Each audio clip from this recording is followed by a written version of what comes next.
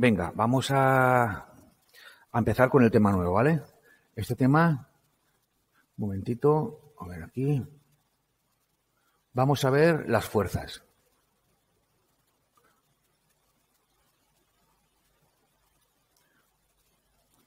Vale. ¿Qué es una fuerza? Pues una fuerza es una magnitud vectorial, ¿vale? Y para poder definirla a partir de ahora, además del módulo, indicaremos también su dirección, su sentido y su punto de aplicación. Es decir, a partir de ahora, cuando indiquemos una fuerza, le vamos a indicar con la intensidad. ¿Qué es la intensidad?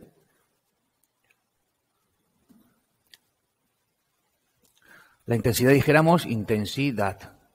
La intensidad es el valor, ¿vale? El valor de la fuerza. Es decir, siempre vendrá con un número, por ejemplo, el 8, y con su unidad, N, de newtons, ¿vale? La fuerza viene en newtons. ¿Qué más indicaremos en una fuerza? Indicaremos la dirección de esa fuerza. ¿Vale? Vamos a indicar la dirección. ¿Qué es la dirección? Es la línea de actuación de dicha fuerza. Y por último, indicaremos también el sentido de la fuerza. Sentido. ¿Cómo indicaremos el sentido? Pues con unas flechas. O bien así, hacia la derecha, o bien así, hacia la izquierda. ¿De acuerdo? Es decir, a partir de ahora vamos a indicar las fuerzas con estos tres parámetros. La intensidad, la dirección y el sentido. Por ejemplo, si yo quiero señalizar... Aquí tenemos un objeto sobre una superficie horizontal, que este objeto está sometido a una fuerza, lo indicaremos de esta manera. Indicaremos el punto de aplicación, indicaremos la dirección, esta es la dirección, indicaremos el sentido con la flecha y, por supuesto, le pondremos el valor de la intensidad. Por ejemplo, 8 newtons. Así vamos a representar a partir de ahora una fuerza que actúa sobre cualquier objeto. ¿De acuerdo? Vale. Un momentito, vamos a borrar esto de aquí. Vale. ¿Cómo pueden actuar las fuerzas en un objeto? Pues mirad, pueden actuar de dos maneras. Tenemos fuerzas que puedan tener el mismo, igual, sentido. ¿Qué hacemos con más de una fuerza que actúa sobre un objeto y que tiene el mismo sentido? Por ejemplo, este de aquí. Tenemos aquí... Un momentito, voy a borrar esto de aquí.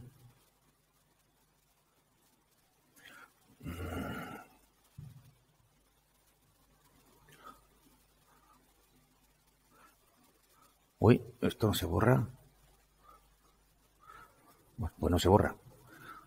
A ver. Vale. Por ejemplo, tenemos aquí una fuerza. Madre mía. Ahora sí. Tenemos aquí un objeto sobre una superficie horizontal, del cual vemos aquí actúa una fuerza, por ejemplo, de 5 newtons. Actúa también otra fuerza, por ejemplo, de 8 newtons. ¿Qué hacemos con estas dos fuerzas? Pues siempre vamos a representar el objeto con una sola fuerza. En este caso, que las fuerzas tienen el mismo, igual sentido, vamos a calcular la fuerza resultante. ¿Cómo calculamos la fuerza resultante? En este caso, que tiene el mismo sentido, la fuerza resultante será la suma de las dos. Es decir, 5 newtons más 8 newtons. Esto es igual a 13 newton. Este sería el valor de la intensidad, de la fuerza resultante. ¿Cómo lo vamos a expresar después? Dibujando el mismo objeto sobre la superficie horizontal y aplicándole una fuerza, el sentido. ¿Qué sentido tendrá? El sentido de las dos, de esta y de esta, de 13 newtons. Esto sería...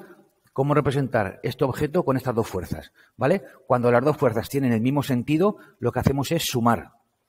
Sumamos el valor de las dos fuerzas, ¿vale? 5 más 8, y el sentido, por supuesto, será el mismo. Vale. Seguimos. Ahora, ¿qué hacemos con fuerzas que actúan en sentido contrario? ¿Vale? Como este caso. Bueno, pues tenemos aquí, por ejemplo, una fuerza de 5 newtons que va en sentido hacia la derecha y una fuerza de 3 newtons que van en sentido hacia la izquierda. ¿Vale? ¿Cuál sería la resultante de estas fuerzas? Hombre, viendo solamente el dibujo, observamos que está claro que donde está la mayor fuerza será el sentido. ¿Vale? El objeto irá para allá. Luego, para calcular la fuerza resultante, en estos casos que tienen sentido contrario, lo que hacemos será restar. A 5 newtons le quito 3 newtons, luego la fuerza resultante será de 2 newtons. ¿Cómo la dibujamos? Pues la dibujamos de esta manera. El objeto sobre el plano horizontal, ¿vale? Y dibujamos la fuerza resultante en el sentido de la mayor, en este caso la 5 newtons, y con un valor de 2 newtons. ¿De acuerdo? Así vamos a representar la fuerza resultante en los casos de que en el objeto actúen dos fuerzas en sentido contrario. Venga, vamos a seguir. Ahora vamos a poner ejemplos. Este lo vimos en clase. Vamos a ver, tenemos aquí un objeto sobre un plano horizontal y en el cual aquí nos dice que actúa una fuerza F1 de 2,5 newtons. Aquí tenemos otra fuerza F2 de 15,8 newtons y en sentido contrario tenemos una fuerza, vamos a llamarla F3, de 4,6 newtons. ¿Cómo calculamos la fuerza resultante en estos casos? Pues fijaros muy bien, estas dos, tanto la F1 como la F2, que tienen el mismo sentido, las vamos a sumar y se las restaremos a la F3 de sentido contrario. Es decir, la fuerza resultante será, vamos a abrir paréntesis, la F1 2,5 más la F2 15,8 sumadas porque van en el mismo sentido y vamos a restársela a la F3 que son de 4,6 newtons. Luego la fuerza resultante, sumando esas dos y restándosela al otro, vemos que es de 13,7 newtons. 13,7 newtons. ¿Vale? Ya la tenemos numéricamente. Ahora, ¿cómo la representamos? Pues bueno, cogemos el mismo objeto sobre la superficie horizontal y fijaros, está claro que viendo el dibujo vemos que las dos fuerzas de la derecha, tanto la F1 como la F2, es mayor que la F3. Luego el objeto va a ir hacia la derecha. Lo indicaremos dirección y sentido con la flecha. Y después le colocaremos el valor 13,7 newtons que hemos calculado. Así quedaría representado. Así se calcularía la fuerza resultante de estas tres fuerzas y así quedaría también expresado. ¿De acuerdo? Pues venga, vamos a continuar con el tema. Vamos a borrar esto de aquí. Y esto también. Y ahora vamos a estudiar las leyes de Newton. Las leyes de Newton. Aquí tenemos tres leyes. ¿De acuerdo? La primera ley de Newton, ¿qué dice? Es el principio de la inercia. La primera ley es el principio de la inercia. Inercia.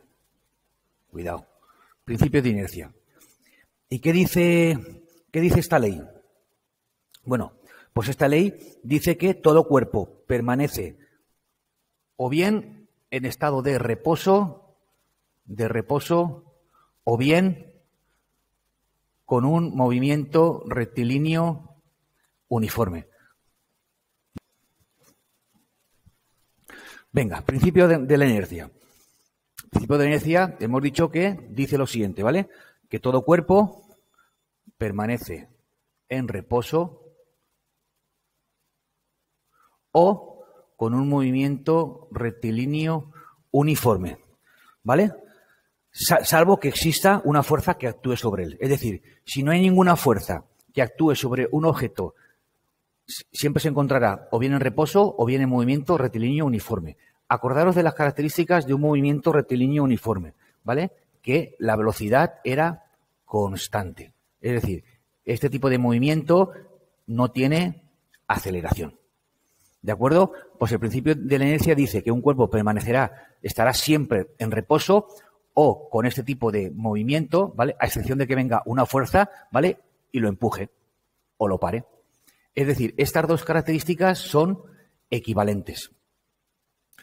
Luego, este tipo de principio lo que viene a decir es que las fuerzas resultantes en este objeto son cero. No actúa ninguna fuerza sobre ese objeto. Eso es lo que dice el principio de inercia. ¿De acuerdo? Vale.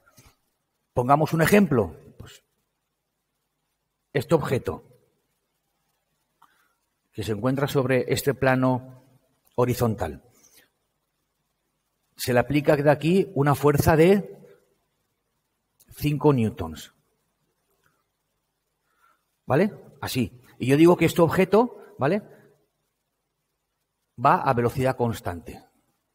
Va a velocidad constante. ¿Vale? Es decir, tiene un movimiento rectilíneo uniforme.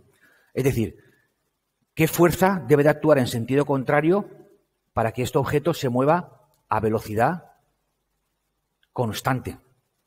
Si en ese sentido actúa una fuerza de 5 newtons, madre mía, está claro que para que las fuerzas resultantes sean nulas, se anulen, debe de actuar otra fuerza en sentido contrario y del mismo valor, de 5 newtons también. ¿De acuerdo? Un momentito, lo voy a borrar esto de aquí.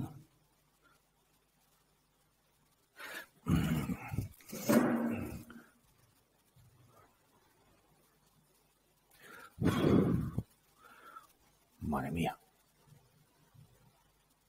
A ver. Vamos a borrar esto de aquí. Repito, tengo un objeto, este de aquí, sobre una superficie horizontal. Se le aplica una fuerza aquí de 5 newtons, por ejemplo, y nos dice que este objeto se mueve a velocidad constante. Si nos dan ese dato, está claro que un objeto que se mueve a esta velocidad, es decir, con un movimiento rectilíneo y uniforme, no actúa ninguna fuerza sobre él. Es decir, las fuerzas resultantes tienen que ser cero. Luego, ¿qué fuerza actuará en este objeto para que se mueva a velocidad constante? Pues tiene que haber una fuerza en sentido contrario al anterior y del mismo valor. ¿Para qué del mismo valor? Para que yo, si quiero calcular la fuerza resultante,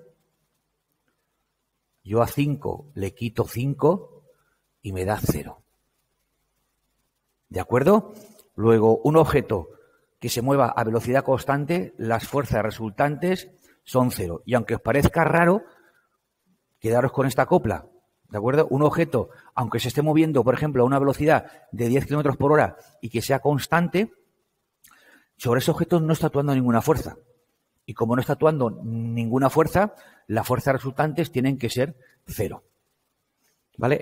Eso nos dice el primer principio, bueno, la primera ley de Newton, ¿vale? El principio de inercia. ¿De acuerdo? Venga, pues de momento lo dejamos aquí y ya continuaremos.